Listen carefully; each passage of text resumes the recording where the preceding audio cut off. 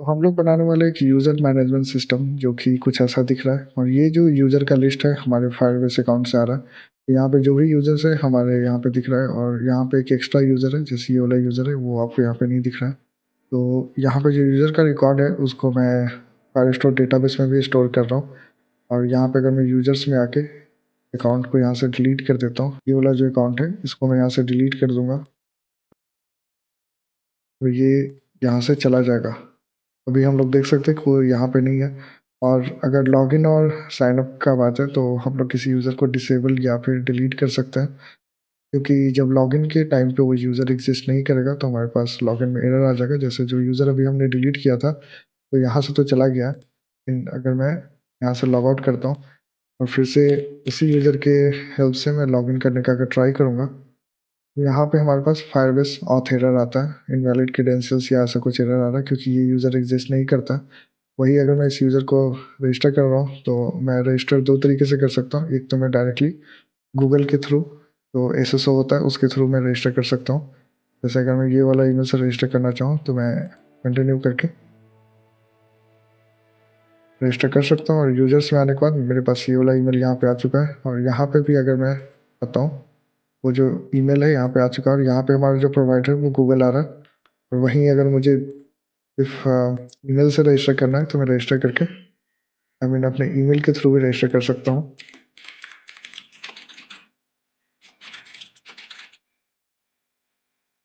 यहाँ पे अगर हम लोग आते हैं तो ये जो यूज़र है praveen@trickweb.com, ये यहाँ पे रजिस्टर हो चुका है और यहाँ पे वो यूज़र नहीं था, लेकिन अगर मैं फिर से आता हूँ तो वो यूज़र हमारे पास आ चुका है जो कि ईमेल के थ्रू रजिस्टर्ड हुआ है। तो इस तरह से हम लोग यूज़र को मैनेज कर सकते हैं अपने रिएक्ट एप्लीकेशन से और यूज़र का रिकॉर्ड हम लोग फायरबेस पे रख सकते हैं। और यही पूरा प्रोसेस हम लोग स्क्रैच से करेंगे, मतलब स्क्रैच से हम लोग ये साइट नेविगेशन वगैरह बनाने वाले हैं। मतलब ये लिस्ट वगैरह आएगा, ऊपर जो हमारे पास नेविगेशन है वो सब आएगा, यहाँ पे डार्क और लाइट थीम आएगा, ये लॉग आउट वगैरह हम लोग यहाँ से दिखा सकते हैं। और उसके साथ ही जो टेबल मैं यहाँ पे यूज़ कर रहा हूँ वो एमयूआई का डेटा ग्रिड है, तो इसमें सॉर्टिंग वगैरह का फीचर मिलता है हमें। इसके साथ ही अगर कॉलम को हाइड शो करना है तो मैं यहाँ ईज़िली कर सकता हूँ और फ़िल्टर वगैरह करना है, जैसे मुझे ईमेल पे फ़िल्टर लगाना है तो मैं सिर्फ इसमें भी PRA वर्ड आ रहा है उसको मैं फ़िल्टर कर सकता हूँ। यहाँ से भी अगर मैं चाहूँ तो फ़िल्टर कर सकता हूँ, जैसे मुझे गूगल लिखना है तो मैं गूगल से कौन-कौन यूज़र साइन इन किया उसको मैं यहाँ से देख सकता हूँ।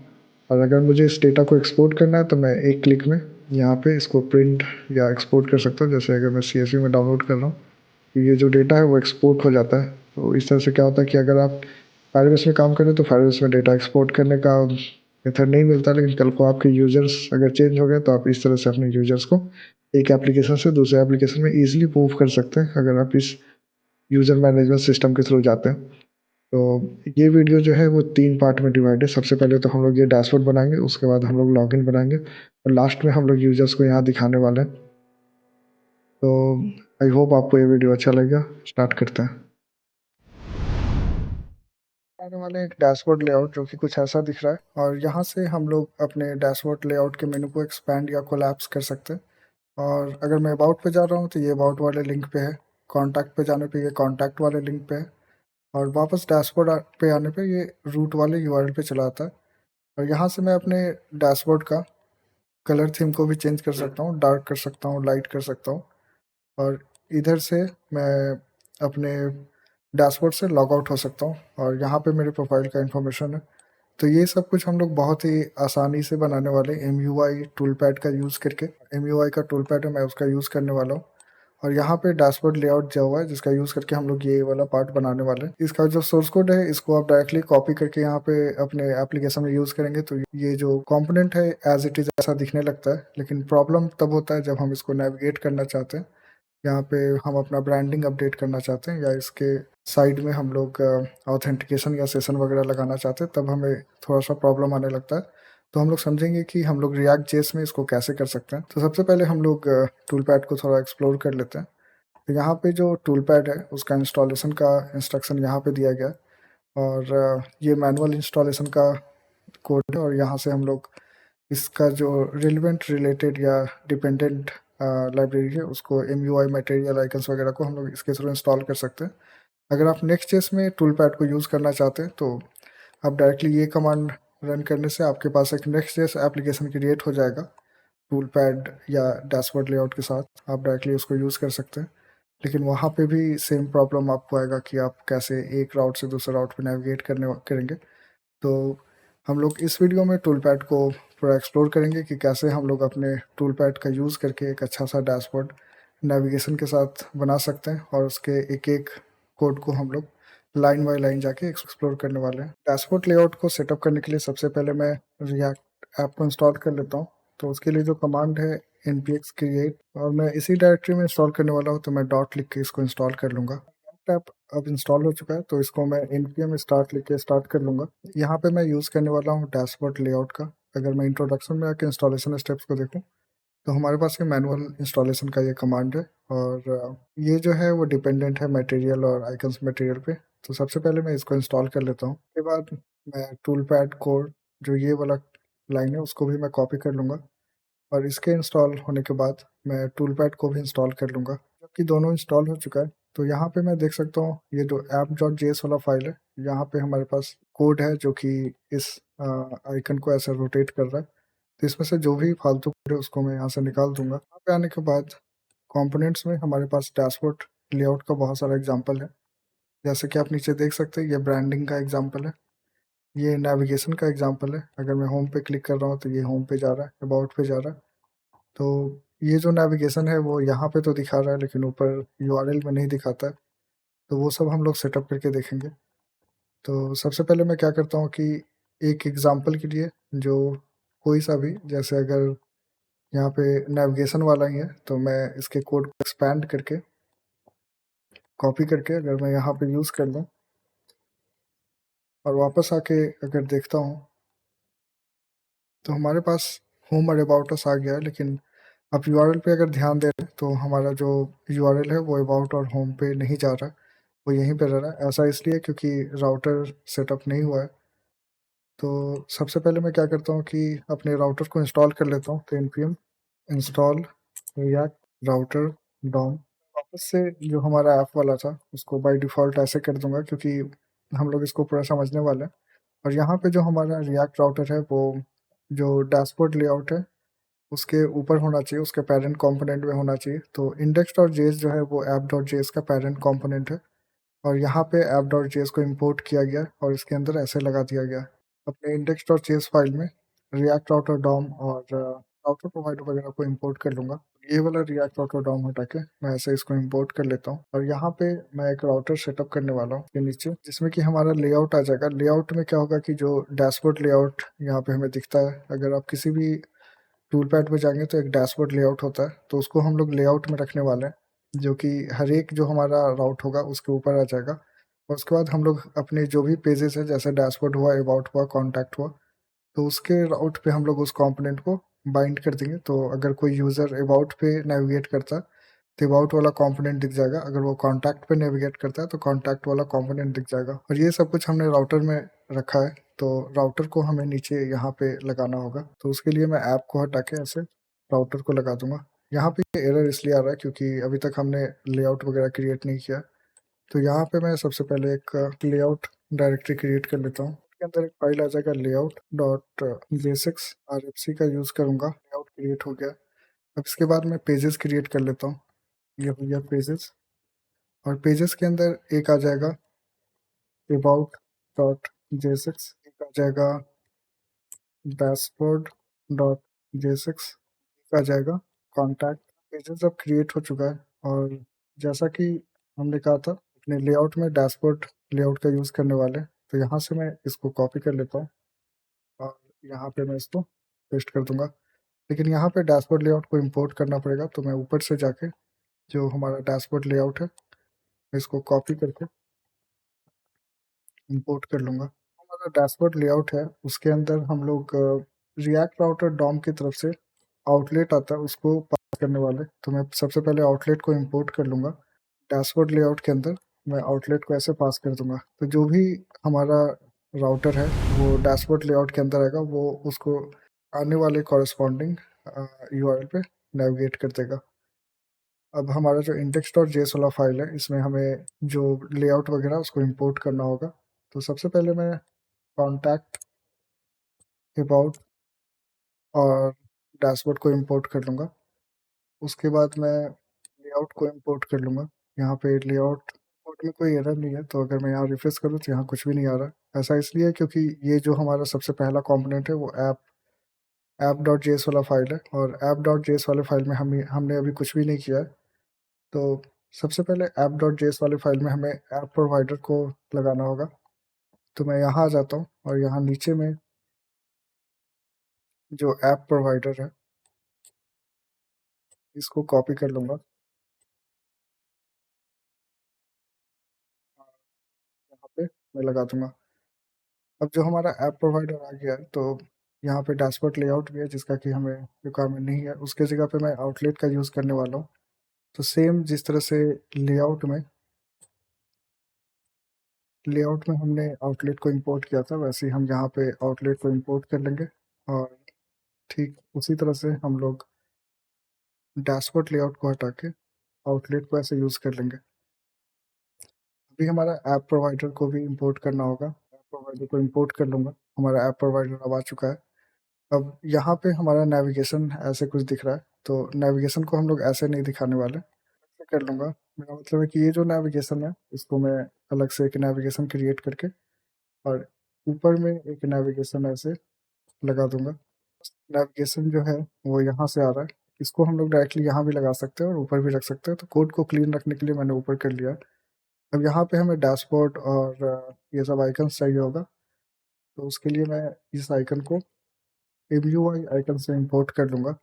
अगर मुझे आइकन्स चेंज करना है तो मैं एमयूआई आइकन्स के वेबसाइट पे जाके यहाँ पे आके मैं आइकन्स को सर्च कर सकता हूँ। जैसे यहाँ पे अगर अबाउट का आइकन्स है, तो मैं कुछ भी अबाउट वगैरह अगर सर्च करूँगा तो अबाउट में कुछ है नहीं। तो ये वाला फ़ोल्डर, ये आइकन मुझे थोड़ा सूट कर रहा है, मतलब ऐसा लग रहा है कि ये सूट कर जाएगा। तो मैं इसको कॉपी करके यहाँ पे अबाउट की जगह पे लगा सकता हूँ। अब इसके नीचे जो हमारा ये सब राउटर वगैरह इसका रिक्वायरमेंट नहीं होगा, तो मैं ये सब को यहाँ से निकाल दूँगा। और अभी कोड हमारा काफ़ी क्लीन लग रहा है। यहाँ पे ऐप.js वाला फ़ाइल है, यहाँ पे index.js वाला फ़ाइल है, और ये लेआउट वाले फ़ाइल है। तो अभी आके मैं देखता हूँ तो ये कोड आ चुका है, और यहाँ क्लिक करने पे आप देख रहे हैं अबाउट पे जा रहा है, ये कॉन्टैक्ट पे जा रहा है, और ये कुछ ऐसा दिख रहा है। अब इसमें स्टाइलिंग वगैरह के लिए हम लोग टेलविंड का यूज़ कर सकते हैं, और अगर मैं चेंज कर रहा हूँ तो आप देख रहे हैं इसका कलर वगैरह भी चेंज हो रहा है, और ये पूरा रिस्पॉन्सिव भी है। मेरा मतलब है कि अगर मैं मोबाइल व्यू में इसको देखता हूँ तो ये रिस्पॉन्सिव है, मैं पेजेस को चेंज कर सकता हूँ। जो था वो हो गया। अब यहाँ पे हमें एक आइकन लगाना है और ब्रांडिंग चेंज करना है। तो उसके लिए क्या करना होता है कि हमें डैशबोर्ड डॉट लेआउट में जाके आप साइड में इधर देखेंगे तो यहाँ पे आपको कुछ कुछ मिलेगा, जैसे कि तो ब्रांडिंग के लिए हमें मेनली जो हमारा ब्रांडिंग है उसको ऐसे हम लोग चेंज कर सकते हैं। तो यहाँ पे ऐप डॉट जेएस में जो अ, ऐसे मैं ब्रांडिंग को पास कर सकता हूँ। यहाँ पे मैं अपने चैनल का नाम लिख सकता हूँ, कोडिंग एमएसटीआर, और आप देख सकते हैं ये कोडिंग एमएसटीआर आ गया। आइकन चेंज करने के लिए मैं अपने वेबसाइट पे जा सकता हूँ। इसको ओपन इमेजेस न्यू टैब करके इसका यूआरएल कॉपी करके मैं यहाँ पे यूज़ कर सकता हूँ। अभी अगर हम लोग आके देखते हैं तो इसका आइकन और नाम अब चेंज हो चुका है। अब उसके बाद हमें यहाँ पे एक यूज़र इन्फो देना है। तो उसके लिए हम लोग अगर इधर आते हैं, अकाउंट पे क्लिक करते हैं, तो ये अकाउंट ऐसे दिख रहा है। यहाँ से हम लोग जो कोड है अगर इसको एक्सपैंड करेंगे, सबसे पहले तो हमें सेशन को सेट करना होगा और ये ऑथेंटिकेशन लेना होगा, और दोनों को हमें अपने ऐप प्रोवाइडर के अंदर यूज़ करना है। तो यहाँ पे मैं सेशन और ऑथेंटिकेशन को पहले इंपोर्ट कर लूँगा, और उसके बाद यहाँ से जो ऑथेंटिकेशन है या फिर जो सेशन है उसको कॉपी करके ऐसे लगा दूंगा। रिएक्ट हमारे एप्लीकेशन में नहीं है, तो मैं रिएक्ट को इंपोर्ट कर लूँगा। यहाँ पे मैं नाम को चेंज कर सकता हूँ, जैसे जो मेरा नाम है वो मैं यहाँ पे लिख देता हूँ, प्रवीण कुमार। जो मेरा ईमेल है वो भी मैं यहाँ पे लगा दूंगा, जैसे praveen@codeingmstr.com। और जो सेशन वाला है उसको मैं ऑथेंटिकेशन में भी यूज़ कर लूँगा।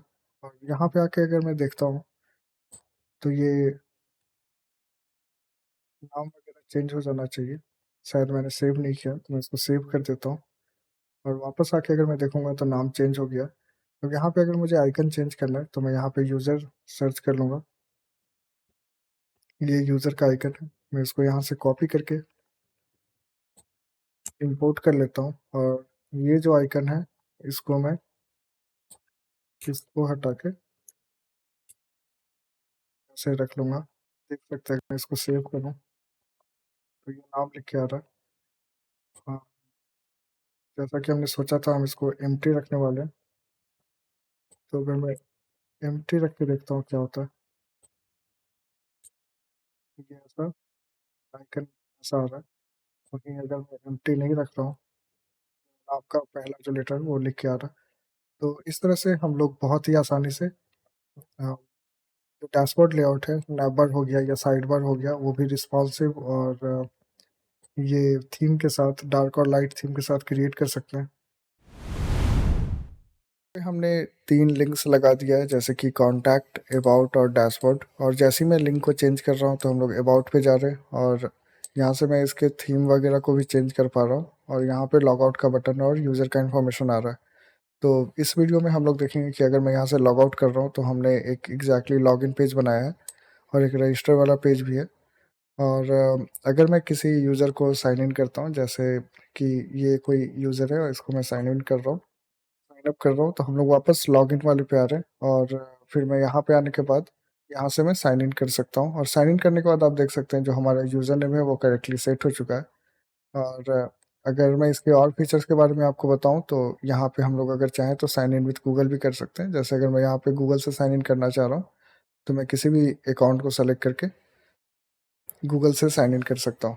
तो और उसके बाद अगर मैं ऑथ वाली यूआरएल पे जाना चाहता हूँ, जैसे ऑथ रजिस्टर पे जा रहा हूँ, तो हम लोग वापस से डैशबोर्ड में रीडायरेक्ट हो जाते हैं। अगर मैं फिर से ऑथ लॉगिन पे जाना चाह रहा हूँ तो हम लोग वापस से, अगर लॉगिन है तो हम लोग इस वाले यूआरएल पे रीडायरेक्ट हो रहे हैं जो कि रूट यूआरएल है। और वहीं अगर मैं यहाँ से साइन आउट कर रहा हूँ और फिर अगर मैं चाह रहा हूँ कि मैं रूट वाले यूआरएल पे चला जाऊँ तो मैं वापस से लॉगिन वाले पे आ जा रहा हूँ। और अगर मैं किसी भी यूआरएल पे जाना चाह रहा हूँ जो कि डैशबोर्ड के अंदर है तो वो वापस से मुझे लॉगिन वाले यूआरएल पे लेके आ जा रहा है। तो इस वीडियो में हम इसको कैसे इम्प्लीमेंट करते हैं और रिएक्ट में फायरबेस के थ्रू हम लोग साइन इन साइन ऑफ वगैरह कैसे लगाते हैं, सेशन वगैरह को कैसे यूज़ करते हैं, इस वीडियो में हम देखने वाले हैं। तो चलिए स्टार्ट। यहाँ पे सबसे पहले हम लोग अपने लॉगिन और रजिस्ट्रेशन को सेटअप करने वाले हैं। तो उसके लिए मैं यहाँ पे एक ऑथ नाम का फोल्डर क्रिएट कर लेता हूँ और उसके अंदर आ जाएगा हमारा लॉगिन वाला कंपोनेंट और एक आ जाएगा रजिस्टर वाला कंपोनेंट।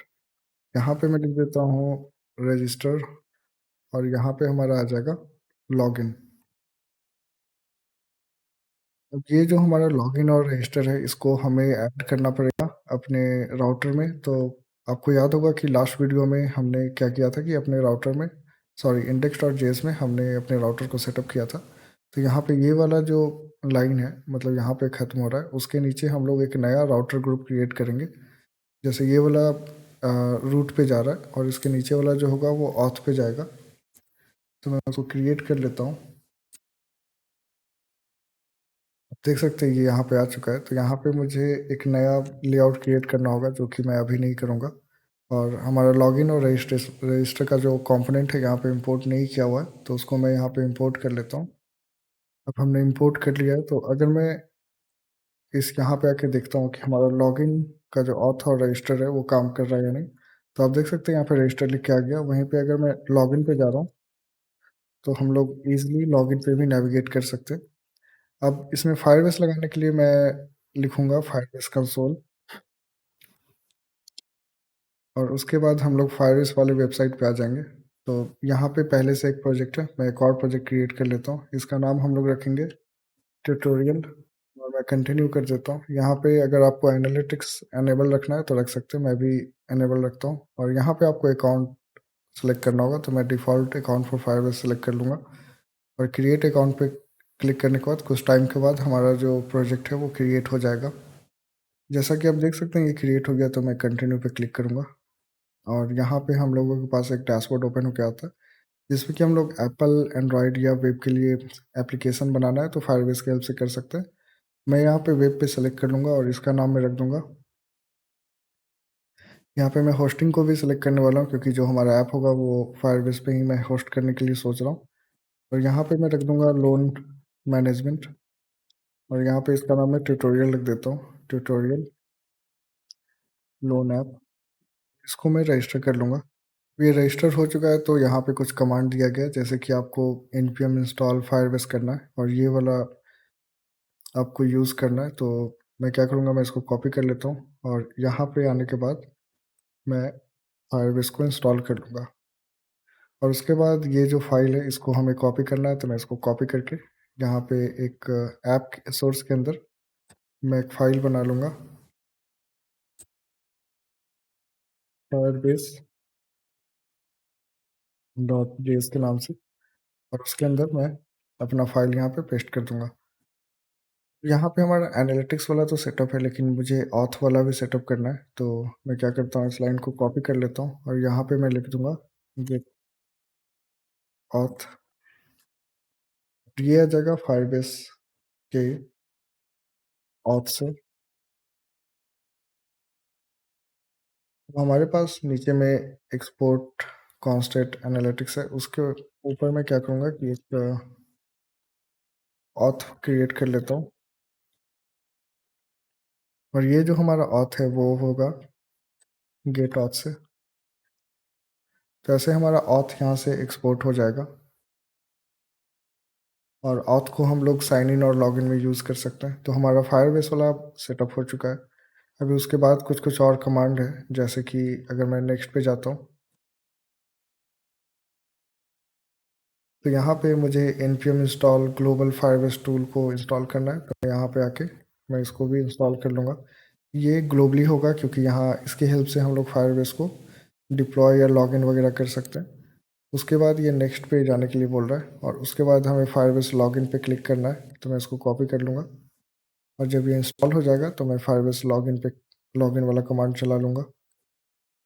इंस्टॉल हो गया तो मैं फायरबेस लॉगिन चलाऊँगा और फायरबेस लॉगिन चलाने के बाद जो मेरा करंट अकाउंट है वो यहाँ पे दिख जाता है और उसके बाद अगर वो नहीं होता तो मुझे लॉगिन करना पड़ता।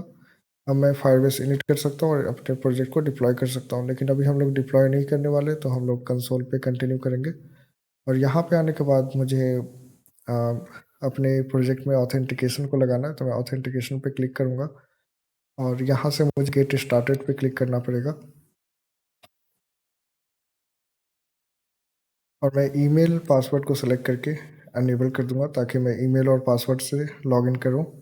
और उसके साथ ही अगर मैं फिर से साइन इन मेथड्स पे जाता हूं तो add new sign in method करके मैं गूगल को भी अनेबल कर दूंगा। और यहाँ पे अगर नीचे में नॉट कॉन्फ़िगर्ड है तो मैं अपना मेल सेलेक्ट करके सेव कर दूंगा। तो जो हमारा डिफ़ॉल्ट मेल है वो सिलेक्ट हो जाएगा। अभी हमने 2 साइन इन प्रोवाइडर्स को इनेबल कर लिया। अब वापस से हम लोग अपने ऐप पे जाएँगे, ये हमारा लॉगिन वाला ऐप है। अब इसमें क्या करना है कि इसमें डिज़ाइन वगैरह क्रिएट करना है, तो उसके लिए मैंने डिज़ाइन पहले से ही क्रिएट करके रखा है। तो आपको codinginvestor.com पे आ जाना है और वहाँ पे आपको building login registration form validation in React JS Tailwind इसको इस लिंक को ओपन कर लेना है। अगर आपको समझना है कि ये फॉर्म कैसे क्रिएट हुआ है पूरा डिज़ाइनिंग के पर्पज़ से, तो ये मैंने नेक्स्ट.जेएस में बनाया था लेकिन डिज़ाइनिंग सेम रहता है नेक्स्ट.जेएस और रिएक्ट जेएस का। तो आप ये वाला वीडियो देख के समझ सकते हैं कि ये फॉर्म कैसे क्रिएट हुआ। अगर आप लाइन बाय लाइन समझना चाहते हैं ये फॉर्म मैंने कैसे क्रिएट किया। तो यहाँ पे 2 कंपोनेंट है, एक साइन अप का है, एक लॉगिन का है। तो मैं साइन अप वाला जो कोड है उसको कॉपी कर लूँगा यहाँ से और यहाँ पे रजिस्टर वाले में आके मैं इसको पेस्ट कर दूँगा। तो ये लॉगिन का है आई गेस, नहीं ये साइन अप का ही है। तो इसका नाम मैं चेंज कर देता हूँ, इसका नाम मैं रजिस्टर रख दूँगा और फिर से मैं आके जो हमारा लॉगिन वाला कंपोनेंट है इसको भी मैं कॉपी कर लूँगा और कॉपी करके जो हमारा लॉगिन वाला कंपोनेंट आ गया वहाँ पे मैं पेस्ट कर दूँगा। तो हमारा लॉगिन और साइन अप का जो डिज़ाइन है वो कंप्लीट हो जाएगा। लेकिन अगर मैं यहाँ पे आके देखता हूँ तो कुछ-कुछ नहीं है, तो जो भी नहीं है जैसे रिएक्ट हुक फॉर्म यहाँ पे मिसिंग है। तो मैं यहाँ पे npm i react hook form को इंस्टॉल कर लूँगा। उसके बाद अगर हम लोग आगे आते हैं तो हुक फॉर्म रिज़ॉल्वर्स यहाँ भी मिसिंग है तो मैं इसको भी कॉपी कर लूँगा और npm i लिख के मैं उसको भी इंस्टॉल कर लूँगा। उसके बाद अगर हम लोग आते हैं तो ये वाला मिसिंग है, तो इसको भी हम लोग कॉपी करेंगे और ठीक उसी तरह से npm i लिख के इंस्टॉल कर लेंगे। हम लोग चाहें तो इसको एक साथ कर सकते हैं, लेकिन हम लोग एक-एक करके भी करें तो कोई प्रॉब्लम नहीं। जैसे एक्जियोस और यप को अगर मुझे एक साथ इंस्टॉल करना है, तो मैं लिखूँगा npm i एक्जियोस यप, और मैं एक साथ अगर चाहूँ तो एक्जियोस और यप दोनों को इंस्टॉल कर सकता हूँ। अगर मैं रिफ्रेश करूँ तो हमारा लॉगिन फॉर्म आ गया और वैलिडेशन वगैरह सब कुछ लगा हुआ है। रजिस्टर पे क्लिक करने पे ये रजिस्टर पे जा रहा है और साइन इन पे क्लिक करने पे ये साइन इन पे चला आ रहा है। तो इसके आगे मुझे क्या करना है कि जो हमने ऑथ क्रिएट किया था फायरबेस में, तो उसको यहाँ इंपोर्ट करना होगा। मैं लॉगिन में इंपोर्ट ऑथ जो फायरबेस वाला फाइल है उसको सेलेक्ट कर लूँगा और उसके बाद जो अगर हम लोग यहाँ पे ध्यान देते हैं तो यहाँ पे कुछ कोड लिखा हुआ है, तो इस कोड को मैं यहाँ से हटा दूँगा और इसके जगह पे मैं दूसरा कोड यूज़ कर लूँगा। बाकी सब कुछ सेम रहेगा, बस ये वाला कोड आ जाएगा। ये जो है इसको भी हमें इंपोर्ट करना है, तो मैं इसको भी यहाँ से इंपोर्ट कर लूँगा। ये फायरबेस ऑथ की साइड से आता है, तो फायरबेस ऑथ की साइड से इंपोर्ट हो जाएगा। यहाँ पे हम लोग एक्जियोस का यूज़ नहीं कर रहे हैं, तो मैं एक्जियोस को यहाँ से हटा दूँगा और ये हमारा साइन इन का कंप्लीट हो चुका है। ठीक इसी तरह से रजिस्ट्रेशन में हमें आना है और यहाँ से हमें एक्जियोस का ज़रूरत नहीं है, तो मैं इसको हटा दूँगा और यहाँ पे ये दोनों जो है इसको मैं कॉपी कर लूँगा। नीचे आने के बाद ये ट्राई कैच को हटा दूँगा। इसके जगह पे हम लोग ये वाला यूज़ कर रहे हैं और ये यूज़र क्रिएट करने के लिए हमें ये वाला जो फंक्शन है उसका रिक्वायरमेंट पड़ेगा, तो मैं लॉगिन वाले फंक्शन को create user with email and password वाले फंक्शन से रिप्लेस करके सेव कर दूँगा। तो यहाँ पे क्या हो रहा है कि हमारा जो यूज़र है वो क्रिएट हो जा रहा है बहुत ही आसानी से। और फायरबेस में क्या होता है कि जैसे ही कोई यूज़र क्रिएट होता है तो सेशन बाय डिफ़ॉल्ट अवेलेबल रहता है, तो हमें यहाँ कुछ करना नहीं पड़ेगा। अगर मैं यहाँ पे आता हूँ तो ये कुछ एरर आ रहा है, imported as auth was not found in firebase। तो मैं वापस से फायरबेस में जाके देखता हूँ कि यहाँ पे auth क्यों नहीं दिख रहा है। तो यहाँ पे क्या होगा कि मुझे एक्सपोर्ट लगाना होगा, तो मैं यहाँ पे एक्सपोर्ट लगा देता हूँ और फिर से अगर मैं यहाँ पे आऊँ तो हमारा एप्लीकेशन काम कर रहा है। अब यहाँ पे अगर हम लोग आके देखते हैं यूजर्स में, तो यूजर्स अभी हमारे पास एम्प्टी है, तो no longer supported many browsers ऐसा कुछ मैसेज दे रहा है। इसको हम लोग अभी के लिए इग्नोर कर सकते हैं और यहाँ पे हमें नेम का रिक्वायरमेंट नहीं है, तो मैं क्या करता हूँ कि रजिस्टर वाले में आके जो नेम है उसको मैं कमेंट कर दूंगा।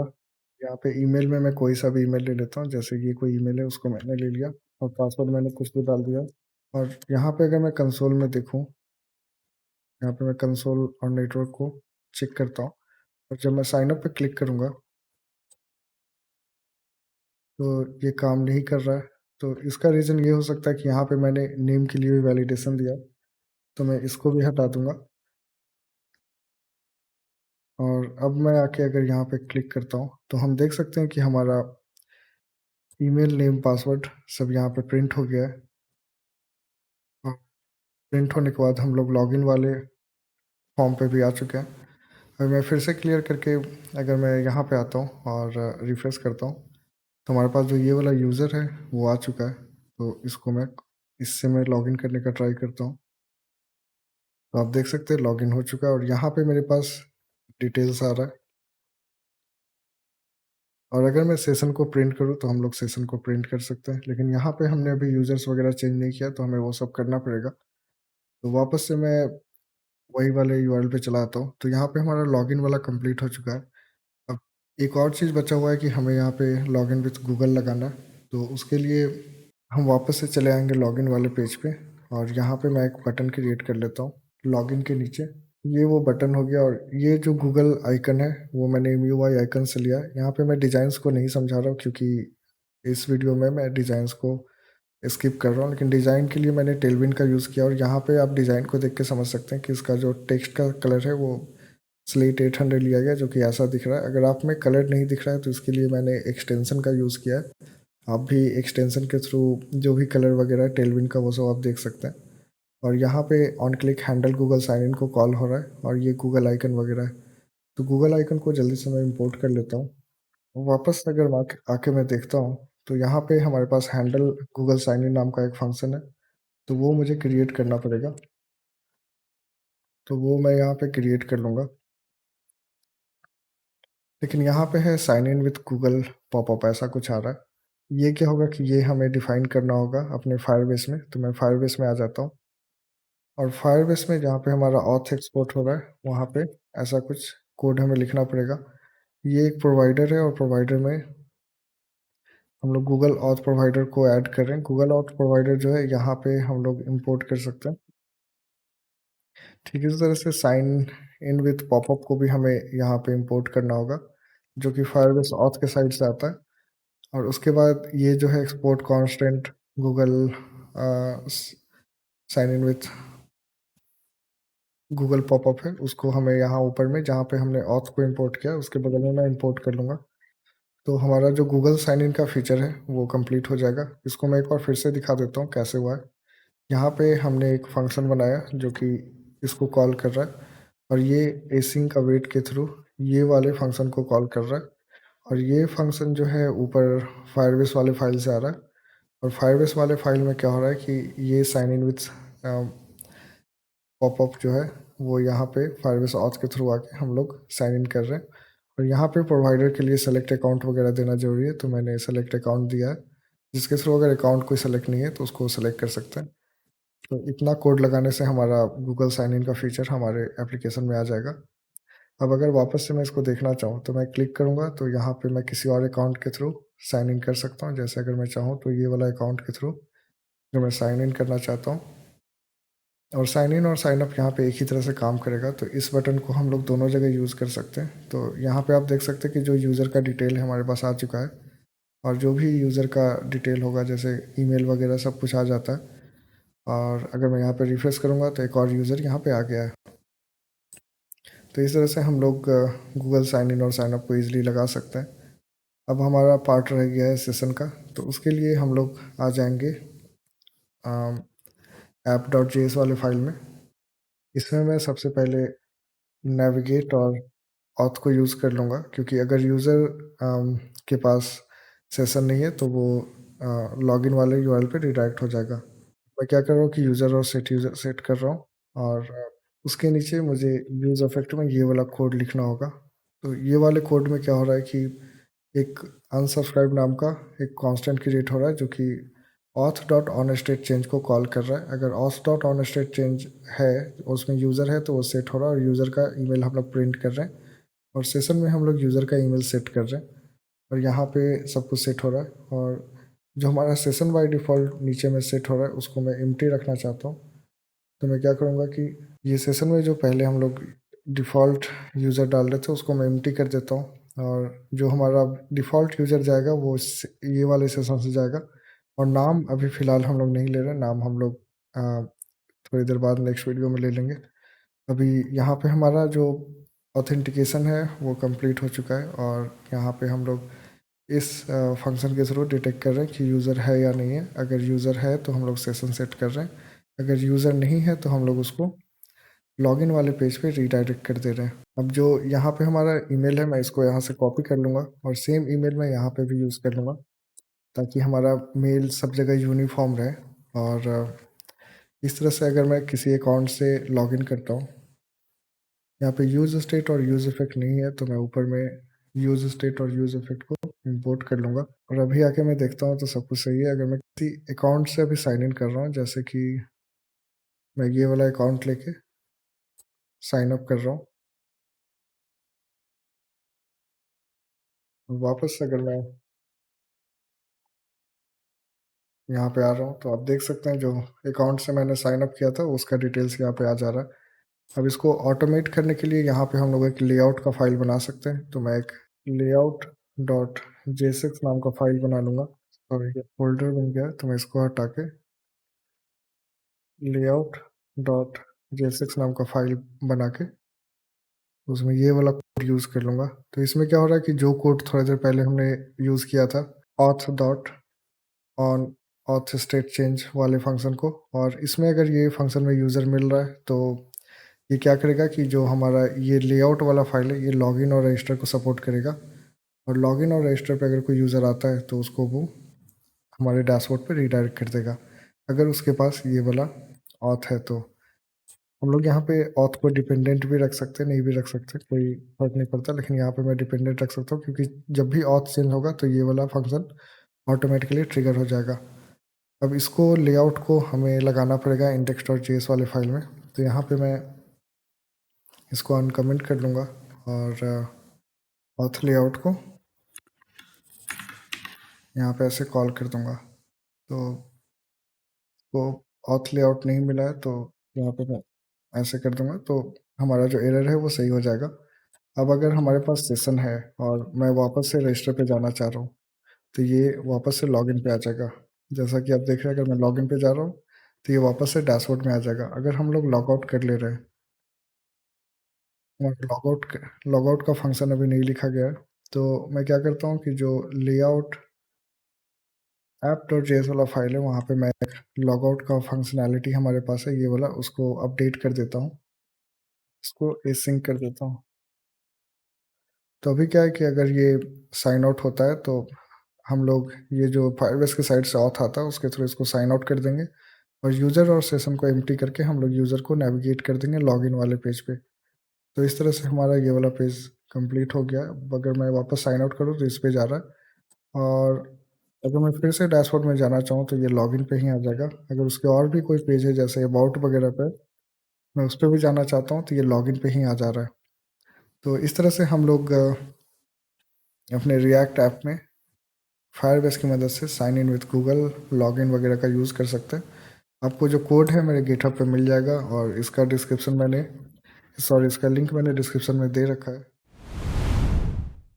यूजर्स को MUI डेटा टेबल में दिखाने वाले हैं और यहाँ पे हमारे पास बहुत सारा फीचर्स आ जाता है, जैसे कि अगर मैं इसको सॉर्ट करना चाहूँ तो मैं इसको सॉर्ट कर सकता हूँ।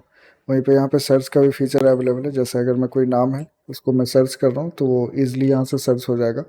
यहाँ पे लॉगिन मेथड है, अगर मैं ईमेल को सिर्फ देखना चाहूँ या गूगल को देखना चाहूँ तो अगर मैं गूगल लिख रहा हूँ तो लॉगिन मेथड वगैरह आ गया। उसके साथ ही मैं कॉलम्स को यहाँ पे हाइड अनहाइड कर सकता हूँ, जैसे अगर मुझे ईमेल नहीं शो करना है, क्रिएटेड ऐड नहीं शो करना है तो मैं उसको हाइड कर सकता हूँ, उसके साथ ही उसको अनहाइड कर सकता हूँ। यहाँ पे हमारे पास डेंसिटी का ऑप्शन मिलता है जिसके थ्रू हम लोग जो रोज़ का स्पेस है उसके डेंसिटी को इंक्रीज़ या डिक्रीज़ कर सकते हैं। यहाँ पे मैं इसको स्टैंडर्ड रहने देता हूँ। उसके साथ ही फ़िल्टर्स का ऑप्शन है, जैसे अगर मुझे सिर्फ मेल में फ़िल्टर लगाना है और यहाँ पे अगर मैं कोई मेल लिख रहा हूँ तो वो ऑटोमेटिकली फ़िल्टर हो जाएगा। तो ये सब कुछ हम लोग इस डेटा ग्रिड के थ्रू कर सकते हैं। और अगर मैं नए यूज़र्स के थ्रू यहाँ पे साइन अप करना चाहूँ, जो कि मैं गूगल के थ्रू साइन अप कर रहा हूँ, तो वो जो रिकॉर्ड है हमारे यूज़र्स वाले में आ जाएगा। जैसे अगर मैं कोडिंग मास्टर वे के थ्रू अगर साइन अप कर रहा हूँ और फिर से अगर मैं यूज़र्स में आके देखता हूँ तो हमारे पास कोडिंग मास्टर वे जो ईमेल है वो हमारे यूज़र्स वाले डेटा टेबल में आ चुका है। तो ये सब कुछ हम लोग इस वीडियो में बनाने वाले हैं और अपने यूज़र्स के रिकॉर्ड को किस तरह से हम लोग फायरबेस से डेटा ग्रिड में दिखा सकते हैं, हम लोग इस वीडियो में करके देखेंगे।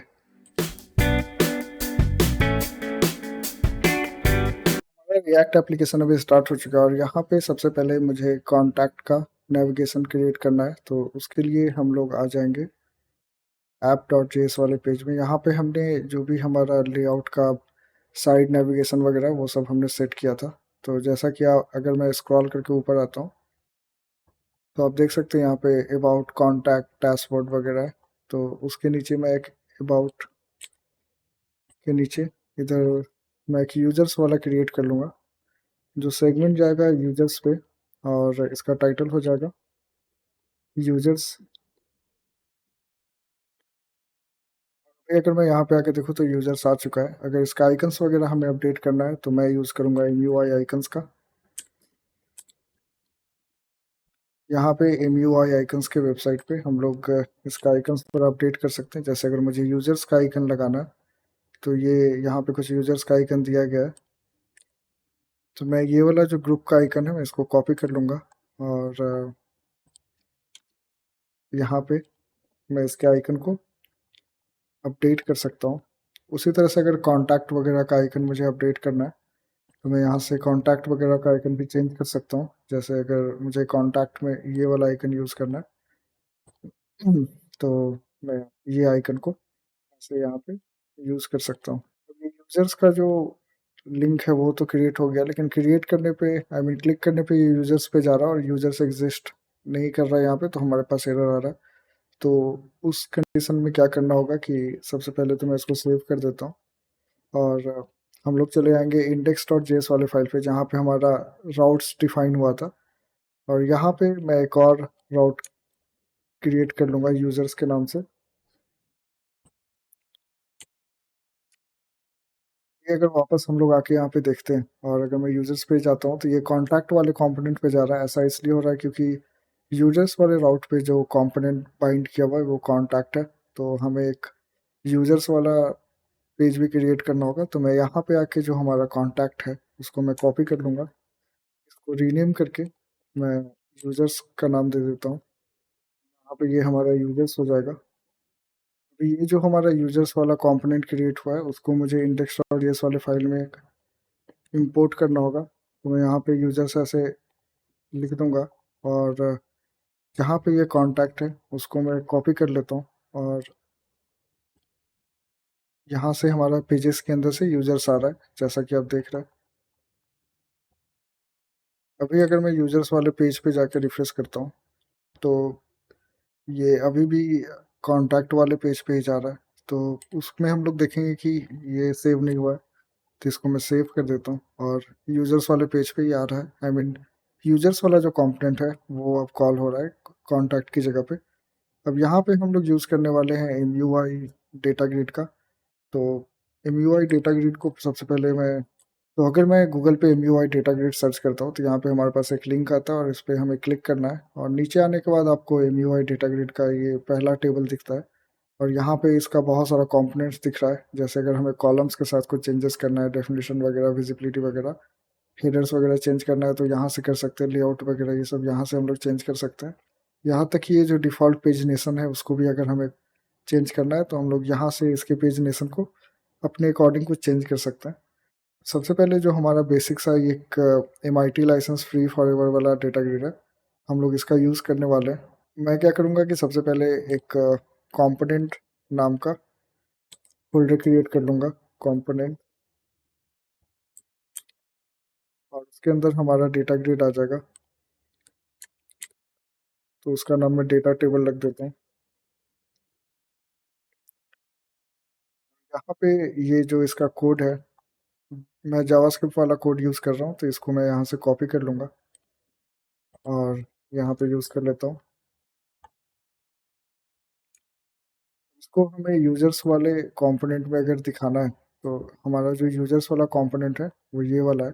तो यहाँ पे मुझे उसको इंपोर्ट करना होगा। तो सबसे पहले मैं इंपोर्ट कर लेता हूँ, इंपोर्ट। बाकी का जो कंपोनेंट है उसको मैं क्लोज कर दूंगा, और डेटा टेबल जो है हमारा उसको मैं रीनेम कर देता हूँ। जैसे यहाँ पे हमारा डेटा ग्रिड डेमो है, तो इसको मैं डेटा टेबल नाम कर लेता हूँ, ताकि हमें याद रहे कि हमने डेटा डेटा टेबल के नाम से कंपोनेंट क्रिएट किया है।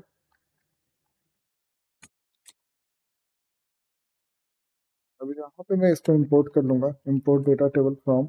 ये अगर मैं इसके स्ट्रक्चर को देखता हूँ, तो ये पेजेस जो है उसके बाहर हमारा कंपोनेंट्स है। तो डबल डॉट करके अगर मैं बाहर चला जाता हूँ, तो कंपोनेंट्स के अंदर हमारा डेटा टेबल आ जाएगा। अब ये डेटा टेबल जो है वो मैं नीचे में यहाँ पे एक नया डिव क्रिएट करके ऐसे इंपोर्ट कर लूँगा।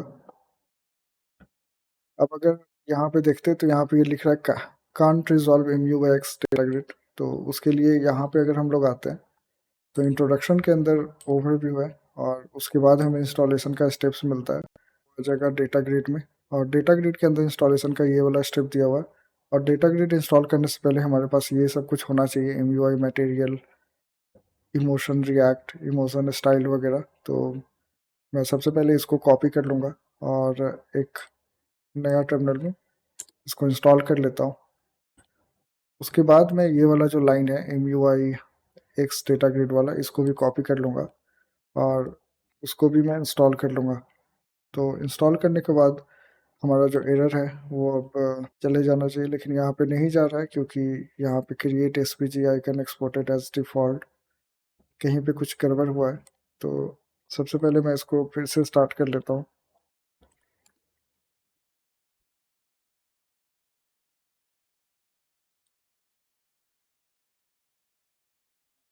पे अगर मैं आके देखता हूँ तो ये हमारा डेटा टेबल है। Export default function data table export हो रहा है। यहाँ पर तो सब कुछ सही दिख रहा है। अभी अगर मैं यूज़र्स में जाता हूँ तो हमारा डेटा टेबल यहाँ पे दिख रहा है और इसको हम लोग यहाँ से सॉर्टिंग वगैरह कर सकते हैं और इसको मल्टीपल सेलेक्ट वगैरह का भी ऑप्शन दिया हुआ है। डेट वगैरह, एज वगैरह को सबको हम लोग सॉर्ट कर सकते हैं। तो यहाँ पे और भी डिफरेंट अगर फीचर्स हमें लाना है, फ़िल्टर्स वगैरह लाना है, तो उसके लिए मुझे डेटा ग्रिड पे आना है और यहाँ पे फ़िल्टरिंग का ऑप्शन दिया गया है। तो जो भी फ़िल्टरिंग मुझे इनेबल करना है, जैसे मुझे ये सब जो ऊपर फ़िल्टर्स आ रहा है, इसको अगर मुझे इनेबल करना है या क्विक फ़िल्टर वगैरह इनेबल करना है जो साइड में इधर आता है, तो यहाँ से हम लोग देख सकते हैं ये क्विक फ़िल्टर वगैरह आ रहा है। और अगर शो कोड पे हम लोग जाते हैं तो यहाँ पे हमारे पास ये स्लॉट प्रॉप्स और स्लॉट आ रहा है। तो जैसे ही आप ये वाले लाइन को कॉपी करके अपने डेटा ग्रिड में यूज़ करते हैं, जैसे यहाँ पे हमारा डेटा ग्रिड है और नीचे में अगर मैं वो वाला लाइन यूज़ करता हूँ, डेटा ग्रिड टूलबार, तो सबसे पहले तो ये डेटा ग्रिड टूलबार हमें इंपोर्ट करना पड़ेगा। तो ऊपर में हमारे पास डेटा ग्रिड टूलबार है। जहाँ से हमने डेटा ग्रिड को इंपोर्ट किया है, ठीक वहीं से हम लोग डेटा ग्रिड टूलबार को भी इंपोर्ट कर लेंगे। मैं इस लाइन को रिप्लेस कर देता हूँ। अब ये टूलबार है जो कि इंपोर्ट हो चुका है। अब यहाँ पे आके अगर मैं देखता हूँ तो ये सब कुछ यहाँ पे आ रहा है। अब फ़िल्टर वगैरह का ऑप्शन आ रहा है। अगर मुझे फर्स्ट नेम के अकॉर्डिंग फ़िल्टर करना है, कंटेंट्स अगर कुछ फ्रांसिस वगैरह सिर्फ लिखना है, तो यहाँ पे हमारा फ़िल्टर सही से काम कर रहा है। कॉलम्स में अगर कोई फ़ील्ड्स हमें नहीं चाहिए, जैसे चेक बॉक्स नहीं चाहिए, तो चेक बॉक्स हम लोग निकाल सकते हैं। एज नहीं चाहिए, full name, full last name वगैरह नहीं चाहिए, तो हम लोग यहाँ से अनसेलेक्ट कर सकते हैं। सबको एक साथ हाइड अनहाइड करने का फीचर्स यहाँ दिया गया है। यहाँ तक कि हम लोग यहाँ पे भी अगर कोई पर्टिकुलर फ़ील्ड है तो उसको सर्च कर सकते हैं। इसको हम लोग एक्सपोर्ट कर सकते हैं, जैसे कि अगर मुझे इसको प्रिंट करना है तो हम लोग ईज़िली अपने डेटा ग्रिड को प्रिंट कर सकते हैं। उसके साथ ही यहाँ साइड में अगर हमें सर्च दिखाना है तो उसके लिए एक ऑप्शन आता है, ये वाला स्लॉट प्रॉप्स करके। तो अगर मैं इसको कॉपी कर लूँगा और यहाँ पे मैं यूज़ कर लेता हूँ, तो आप देख सकते हैं यहाँ पे हमारे पास साइड में एक ऑप्शन आ गया और यहाँ से भी हम लोग अगर नाम वगैरह सर्च कर रहे हैं तो ये सर्च हर एक फील्ड में काम करेगा। जैसे अगर मैं 44 लिख रहा हूँ तो 44 जो एज है वो यहाँ पे सर्च होके आ जा रहा है। अब हमें इसको स्टाइलिंग वगैरह सही करना है और दूसरा है कि जो हमारा यूज़र्स का डिटेल है वो यहाँ पे आना चाहिए। तो सबसे पहले तो मैं यूज़र्स में आके यहाँ पे मार्जिन टॉप 10 ऐसा कुछ ले लूँगा ताकि जो स्पेस है वो सही से आ जाए। अब यहाँ पे अगर मुझे यूज़र्स को सर्च करके लगाना है तो मुझे यूज़र्स वाले पेज में जाना पड़ेगा। login.jsx वाला फ़ाइल ये है और अगर डायरेक्टली अगर फ्रंट एंड में हम लोग यूज़र्स को दिखाना चाहते हैं तो वो रिएक्ट में पॉसिबल नहीं है, उसके लिए बैकएंड का यूज़ करना पड़ता है। लेकिन यहाँ पे मैं क्या करने वाला हूँ कि जैसे ही कोई नया साइन अप या रजिस्टर होता है तो उसको मैं फायरबेस के फायर स्टोर में सेव करने वाला हूँ। ये इसका फायर स्टोर है, फायर स्टोर डेटाबेस है और यहाँ पे मैं यूज़र्स के डिटेल को सेव करना चाह रहा हूँ। जब भी कोई यूज़र साइन इन करता है या लॉगिन करता है तो उसका डिटेल यहाँ पे सेव हो जाएगा। बाद में हम लोग वो वाली डिटेल्स को यहाँ पे दिखा सकते हैं। तो यहाँ पे सबसे पहले मैं क्रिएट डेटाबेस पे क्रिएट कर लूँगा और हमारा डेटाबेस है उसका डिफ़ॉल्ट लोकेशन वगैरह है। तो मेरा जो लोकेशन है वो मुंबई के आसपास का है। इंडिया में मुंबई का दिया हुआ है, एशिया साउथ 1 करके। तो मैं मुंबई सेलेक्ट करके नेक्स्ट कर दूँगा। मैं डायरेक्टली इसको प्रोडक्शन मोड में स्टार्ट करूँगा। जब एक बार स्टार्ट हो जाता है तो रूल्स में आके हमें याद से इसके रूल्स को थोड़ा चेंजेस करना होगा। तो करना होगा ऐसे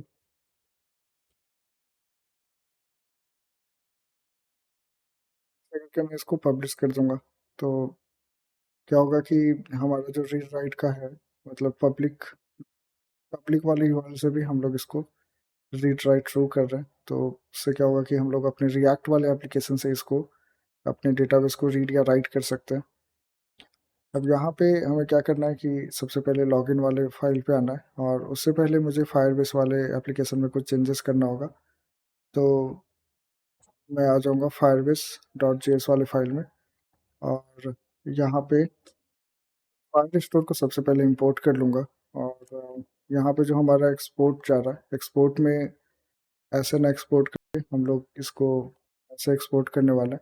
एनालिटिक्स को हम लोग अभी यूज़ नहीं कर रहे हैं तो मैं इसको कमेंट कर देता हूँ और यहाँ पे ऑथ जो है, ऑथ वगैरह को एक्सपोर्ट कांस्टेंट जो ऑथ है उसको मैं एक्सपोर्ट कीवर्ड हटा दूंगा। तो यहाँ से हम लोग ऑथ और ये वाला जो है constant sign in with Google popup सबको एक साथ ही एक्सपोर्ट कर लेंगे। और ये हमारा डीबी जो है गेट फायर स्टोर से हम लोग डीबी क्रिएट कर रहे हैं, उसको भी हम लोग यहाँ से एक्सपोर्ट कर रहे हैं।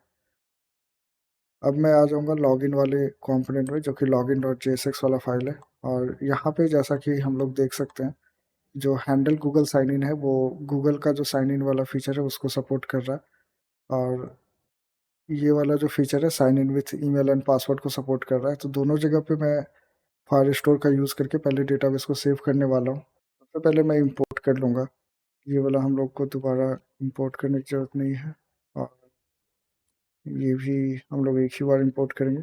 तो यहाँ पे सब कुछ सेम है, बस हमने डेटाबेस को डीबी को इंपोर्ट किया है, और उसके साथ ही हमें कुछ कुछ और फाइल्स का रिक्वायरमेंट रहेगा, जैसे कि हमें अगर अपने डेटाबेस में डॉक्स को गेट करना है या ऐड करना, अपडेट करना है, तो ये सब का रिक्वायरमेंट रहेगा। यहाँ पे हम लोग सिर्फ सेट डॉक का यूज़ करने वाले हैं। इसके बाद क्या करना है कि यहाँ पे रेफरेंस क्रिएट होगा यूज़र कलेक्शन रिफ, जो कि ये जो कलेक्शन है इसका कॉल करके जो हम लोग एक यूज़र्स यहाँ पे यूज़र्स नाम का डेटाबेस क्रिएट करने वाले हैं, तो उसके कलेक्शन के रेफरेंस को ये इंडिकेट कर रहा है। अब नीचे आने के बाद मैं इसको कमेंट कर दूंगा, और यहाँ पे इसको इस तरह से लिख दूंगा। तो ये जो हमारा साइन इन वाला है उसको मैंने यूज़र्स के क्रेडेंशियल्स वाले वेरिएबल के अंदर रखा है, और यहाँ पे हम लोग इसके अंदर यूज़र्स का डिटेल ले रहे हैं। और फिर उसके बाद जो यूज़र के अंदर ईमेल का डिटेल आ रहा है, तो अगर मैं प्रिंट करके आपको दिखाऊं, अगर मैं यूज़र्स क्रेडेंशियल को प्रिंट करता हूँ, जिस समय ये साइन इन विथ यूज़र्स होगा तो उस समय ये हमारे पास ये यूज़र क्रेडेंशियल आएगा। यूज़र क्रेडेंशियल के अंदर यूज़र आता है, उसके अंदर ईमेल आता है, और ईमेल के अंदर जो हमारा यूज़र वाला डॉक है वहाँ पे हम लोग कस्टम डॉक्यूमेंट आईडी प्रोवाइड कर रहे हैं, जो कि इसका ईमेल होगा। उससे क्या होगा कि जब भी यूज़र साइन इन कर रहा है या साइन अप कर रहा है तो उसका जो डॉक्यूमेंट का आईडी चेंज नहीं होगा, तो सेम चीज़ को हम लोग बार बार ओवरराइट कर सकते हैं। तो यहाँ पे डॉक्यूमेंट जो है, ये वाला जो डॉक्यूमेंट क्रिएट हो रहा है उसमें ये जो यूज़र डॉक रेफरेंस है उसमें user ID, user email, login method, यहाँ पे ईमेल हम लोग यूज़ करने वाले हैं, तो वो सब यहाँ पे सेव हो जाएगा।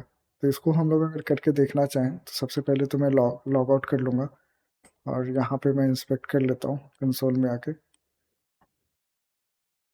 अभी हमारा ये साइन इन वाला पार्ट है, तो हमारे पास यूज़र है नहीं, तो सबसे पहले मैं रजिस्टर कर लेता हूँ। अगर यहाँ आके मैं ऑथेंटिकेशन में आके यूज़र्स को देखूँ तो सिर्फ एक ही यूज़र से, वो भी प्रोवाइडर्स गूगल के थ्रू हुआ है। तो सबसे पहले मैं एक यूज़र क्रिएट कर लेता हूँ, जैसे ये एक यूज़र में क्रिएट कर लूँगा। साइन अप कर रहा हूँ, तो आप देख सकते हैं ये यूज़र आ गया। यूज़र के अंदर जो डिटेल्स है वो सब यहाँ पे आ रहा है, और हम लॉगिन वाले पेज पे आ गए। अगर मैं यहाँ पे वापस से साइन इन करने का ट्राई करता हूँ, जैसे praveen@recruweb.com, और जो भी मेरा पासवर्ड है उसको मैं लिख के अगर लॉगिन कर रहा हूँ, तो यहाँ पे यूज़र क्रेडेंशियल्स आ रहा है। यूज़र क्रेडेंशियल्स के अंदर यूज़र है, और यूज़र के अंदर हमारे पास ईमेल वगैरह आ जा रहा है। यहाँ पे आप देख सकते हैं ये ईमेल वगैरह आ गया है, और अगर मैं इसको रिफ्रेश करता हूँ तो जो यूज़र है वो यहाँ पे आ चुका है।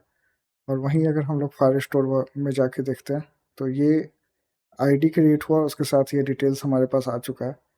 तो ठीक इसी तरह से हम लोग अपने यूज़र्स का डिटेल हम लोग फायर स्टोर में सेव कर सकते हैं। अगर हैंडल साइन इन गूगल के साइट से साइन इन हो रहा है तो यूज़र का डिटेल सेव नहीं हो रहा है, तो उसके लिए मुझे ये वाले लाइन को चेंज करना पड़ेगा। जो रिस्पॉन्स के अंदर यूज़र आएगा, यूज़र का जो डॉक्यूमेंट आईडी क्रिएट होगा, और यहाँ पे लॉगिन मेथड जो है गूगल हो जाएगा। तो जैसे ही अगर कोई इस वाले गूगल साइन इन से लॉगिन करता है तो उसका यूज़र भी सेव हो जाएगा, जैसे कि यहाँ पे भी हम लोग देख रहे हैं अभी एक ही यूज़र है।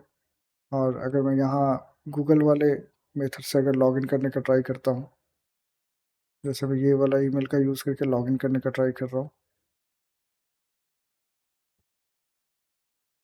यहाँ पे आके अगर हम लोग देखें तो हमारे पास एक और जो लॉगिन है वो आ चुका है, और यहाँ पे लॉगिन मेथड गूगल है। तो इस तरह से हमारा जो लॉगिन है वो काम कर रहा है। सेम इसी तरह से हम लोग अपने साइन ऑफ वाले को भी अपडेट कर सकते हैं। आई मीन जो हमारा ये वाला कोड है इसको हम लोग कॉपी करके रजिस्टर में यूज़ कर सकते हैं। साइन इन विथ नहीं हो करके ये क्रिएट यूज़र वाला कोड यहाँ पे आ जाएगा। ये जो साइन इन है वो नहीं होगा, बाकी सब तो सेम रहेगा। तो इसको कॉपी करके मैं यहाँ पे यूज़ कर लूँगा, यहाँ से निकाल देता हूँ। जो कलेक्शन रेफ को हमें यूज़ करना है तो मैं यहाँ पे यूज़ कर लेता हूँ। साइन इन वाला कोड है जो कि हमें यहाँ पे यूज़ करना पड़ेगा। ये जो हमारे पास कोड है वहाँ पे हम लोग ये वाले कोड को यूज़ कर सकते हैं। तो मैं इसको कॉपी कर लूँगा, इसे यूज़ कर सकता हूँ। जैसे ही कोई यूज़र साइन अप करता है तो सेम उस वाले आईडी में वो यूज़र का डिटेल हमारे पास सेव हो जाएगा और हम लोग यूज़र को लॉगिन पे नेविगेट कर सकते हैं, या फिर अगर सेशन वगैरह भी हमारे साथ क्रिएट हो रहा है तो हम लोग डायरेक्टली डैशबोर्ड में यूज़र को ले जा सकते हैं। जो साइन अप कर रहा है तो वो सबको डिटेल्स को भी हम लोग सेम जैसे हमने लॉगिन में किया था वैसे ही हम लोग रजिस्टर में कर सकते हैं। अब जब हम लोग अपने डैशबोर्ड के अंदर आते हैं तो हमारे पास ये यूज़र्स है, और यूज़र्स का डिटेल अगर हमें फायर स्टोर से लेना है तो सबसे पहले मुझे यूज़र्स वाले कंपोनेंट में जाना पड़ेगा। ये हमारा यूज़र्स वाला कंपोनेंट है और यहाँ पे मैं सबसे पहले डिटेल्स को उसके लिए मुझे फायरबेस फायरस्टोर से कलेक्शन और गेट टॉक्स को इंपोर्ट करना पड़ेगा, और डेटाबेस डीबी को हम लोग को फायरबेस से इंपोर्ट करना पड़ेगा। ये जो डेटाबेस हम लोग यहाँ पे एक्सपोर्ट कर रहे हैं उसको हम लोग यहाँ पे इंपोर्ट कर देंगे। यहाँ पे हम लोग यूज़र रेफ क्रिएट करेंगे, यूज़र कलेक्शन रेफ, जिसमें कि यूज़र्स का जो डेटाबेस है ये वाला डेटाबेस जो है यूज़र्स का, इसको हम लोग रेफरेंस में रख रहे हैं जो कि हमारा एज ए डेटाबेस की तरह काम कर रहा है। और यहाँ पे हमें यूज़ स्टेट भी चाहिए तो मैं यूज़ स्टेट को भी इंपोर्ट कर लूँगा। अब यूज़ स्टेट में हमारा यूज़र्स जो भी डेटाबेस से आ रहा है सब यूज़र्स वाले स्टेट में सेव हो जाएगा। उसके लिए क्या करना होगा कि हमें सबसे पहले एक गेट यूज़र्स का फंक्शन क्रिएट करना होगा। ये हमारा फंक्शन हो जाएगा और इसमें क्या हो रहा है कि ये जो कलेक्शन रेफ है गेट डॉक्स की मदद से जो भी रिकॉर्ड्स हमारे पास आएगा, और हम लोग एक यूज़र डेटा क्रिएट करेंगे जो कि मैप करेगा इसके अंदर के रिकॉर्ड्स को। आईडी में डॉक्यूमेंट का आईडी आ जाएगा और बाकी सब डेटा हम लोग as same as it is put कर लेंगे, और ये जो कुछ भी है वो यूज़र्स वाले स्टेट में सेट हो जाएगा जैसा कि आप देख सकते हैं। अब यहाँ से हम लोग यूज़र्स को अपने डेटा ग्रिड में यहाँ पे पास कर सकते हैं, तो मैं उसको ऐसे लिख सकता हूँ, डेटा इक्वल टू यूज़र्स। अब जो भी ये डेटा है वो ऑटोमेटिकली तो कंपोनेंट लोड होने पे यहाँ पे कॉल होगा नहीं, तो उसके लिए मुझे यूज़ इफ़ेक्ट का यूज़ करना पड़ेगा। तो यहाँ पे मैं यूज़ इफ़ेक्ट का यूज़ कर लूँगा। गेट यूज़र्स यहाँ पे कॉल करने से जैसे ही ये कंपोनेंट लोड होगा तो हमारा जो गेट यूज़र्स वाला फंक्शन है वो कॉल हो जाएगा, और गेट यूज़र्स वाला फंक्शन जो है सेट यूज़र्स को सेट कर देगा, और सेट यूज़र्स के पास यूज़र्स आ जाएगा और यूज़र्स हम लोग डेटा टेबल में पास कर सकते हैं। अगर मैं जाके डेटा टेबल में देखूँगा तो यहाँ पे हमारा जो प्रॉप्स है उसको यहाँ से हमें फेच करना होगा। तो यहाँ पे मैं डेटा को लगा सकता हूँ और लॉक करके हम लोग चेक कर सकते हैं कि हमारा जो यूज़र्स है वो यहाँ पे आ रहा है या नहीं। तो उसके लिए मैं डेटा को ऐसे लॉक कर लूँगा। अभी अगर वापस से अगर हम लोग कंसोल में जाके देखते हैं, इसको मैं रिफ्रेश करूँगा, तो हम लोग देख सकते हैं डेटा में 2 यूज़र्स जो है वो हमारे पास यहाँ पे आ रहा है। अब ये जो यूज़र्स है हमें यहाँ पे सेट करना होगा, यहाँ पे हमें आईडी, ईमेल, क्रिएटेड ऐड वगैरह जो है लॉगिन मेथड को ये सबको सेट करना है। तो ये कॉलम्स को हमें चेंज करना है, तो उसके लिए क्या होगा कि हम इसके फील्ड्स को चेंज कर सकते हैं। जैसे अगर हमें ईमेल चाहिए तो मैं यहाँ पे ईमेल लिख सकता हूँ और इसका नाम जो है ईमेल चेंज कर सकता हूँ। ये जो फील्ड है अगर आप देख रहे हैं तो ये हमारे पास यूआईडी आ रहा है, तो अगर मुझे यूआईडी दिखाना है तो मैं ऐसे यूआईडी ऐसे दिखा सकता हूँ। इसके फील्ड को अगर मुझे इंक्रीज़ करना है, जैसे 190 करना है तो मैं यहाँ से इसको इंक्रीज़ कर सकता हूँ। इसको भी अगर बढ़ाना है तो विड्थ अगर इंक्रीज़ करना है तो मैं विड्थ ऐसे इंक्रीज़ कर सकता हूँ। उसके साथ ही हमें लॉगिन मेथड वगैरह चाहिए जो कि आपको यहाँ पे दिख रहा होगा। अगर मैं इसको एक्सपैंड करता हूँ तो यहाँ पे हमारे पास लॉगिन मेथड है, वो ईमेल से लॉगिन हुआ है या फिर डायरेक्टली जीमेल से, वो सब यहाँ से पता चलता है, गूगल से या जीमेल से, तो वो सब हम लोग यहाँ पे लिख सकते हैं लॉगिन मेथड। साथ ही एक और फील्ड आ जाएगा क्रिएटेड ऐड का, और नीचे वाला जो रिकॉर्ड है ये यहाँ पे भी कोई यूज़ में नहीं आ रहा है तो मैं उसको निकाल दूंगा, और यहाँ पे मैं लिख दूंगा क्रिएटेड ऐड। ये टाइप नंबर नहीं रहेगा तो मैं इसको यहाँ से निकाल देता हूँ, इसका विड्थ बढ़ा देता हूँ।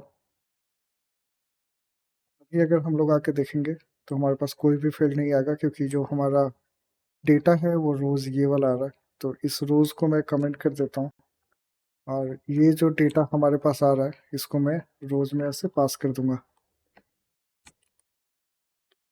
ये अगर हम लोग देखेंगे तो हमारे पास डेटा सही से सेट हो चुका है और ये जो कोड हमने कमेंट किया था, इसका रिक्वायरमेंट अभी नहीं है, तो इसको मैं निकाल दूँगा। और वापस अगर हम लोग आके देखते हैं, तो ये सब कुछ सेट हो चुका है। यहाँ पे सॉर्टिंग वगैरह का फीचर हमें मिल रहा है। उसके साथ ही अगर मुझे सर्च करना है, तो मैं यहाँ पे सर्च कर सकता हूँ और अगर मैं साइन आउट करके कोई दूसरे ईमेल से अगर मैं साइन अप करके देखना चाहूँ कि वो काम कर रहा है या नहीं, तो हम लोग उसको देख सकते हैं। जैसे ये नया ईमेल का यूज़ करके मैंने साइन इन किया और यहाँ पे जो नया वाला ईमेल है, हम लोग को यहाँ पे दिख रहा है। तो इस तरह से हम लोग यूज़र के डिटेल्स को फायरबेस से डायरेक्टली अपने रिएक्ट एप्लीकेशन में दिखा सकते हैं